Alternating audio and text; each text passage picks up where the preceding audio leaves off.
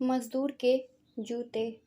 एक बार एक शिक्षक संपन्न परिवार से संबंध रखने वाले एक युवा शिष्य के साथ कहीं टहलने निकले। उन्होंने देखा कि रास्ते में पुराने हो चुके एक जोड़ी जूते उतरे पड़े हैं, जो संभवतः पास के खेत में काम कर रहे गरीब मजदूर के थे, जो अपना काम खत्म कर घर वापस जाने की तैयारी कर रहा था। शिष्य को मजाक सूझा। उसने शिक्षक से कहा, गुरुजी, क्यों न हम ये जूते कहीं छिपाकर झाड़ियों के पीछे छिप जाएं। जब वो मजदूर इन्हें यहाँ नहीं पाकर घबराएगा तो बड़ा मजा आएगा।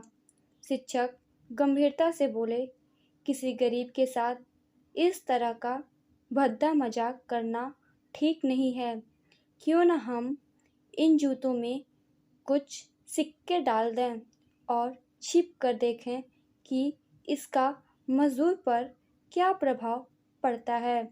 शिष्य ने ऐसा ही किया और दोनों पास की झाड़ियों में छुप गए।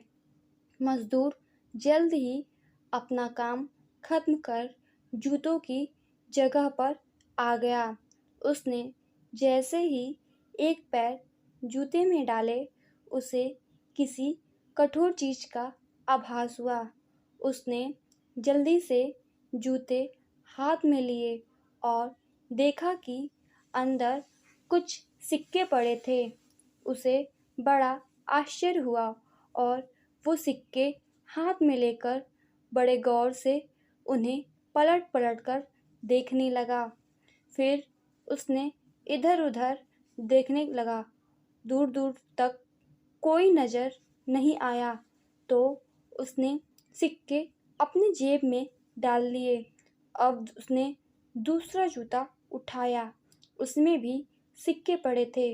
मजदूर भाव विभोर हो गया। उसकी आंखों में आंसू आ गए। उसने हाथ जोड़कर ऊपर देखते हुए कहा, हे भगवान, समय पर प्राप्त इस सहायता के लिए उस अनजान सहायक का लाख लाख धन्यवाद। उसकी सहायता और दयालुता के कारण आज मेरी बीमार पत्नी को दवा और भूखे बच्चों को रोटी मिल सकेगी। मजदूर की बातें सुन शिष्य की आंखें भर आईं। शिक्षक ने शिष्य से कहा, क्या तुम्हारी मजाक वाली बात की अपेक्षा जूते में सिक्का डालने से तुम्हें कम खुशी मिली? शिष्य बोला, आपने आज मुझे जो पाठ पढ़ाया है उसे मैं जीवन भर नहीं भूलूंगा। आज मैं उन शब्दों का मतलब समझ गया हूँ जिन्हें मैं पहले कभी नहीं समझ पाया था, कि लेने की अपेक्षा देना कहीं अधिक आनंददायी है। देने का आनंद असीम है, देना देवदत्त है।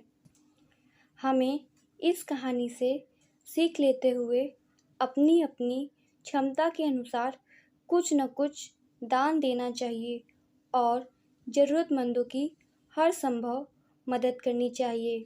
दोस्तों, अगर आप लोगों को यह कहानी पसंद आई तो इस चैनल को लाइक और सब्सक्राइब करें। धन्यवाद।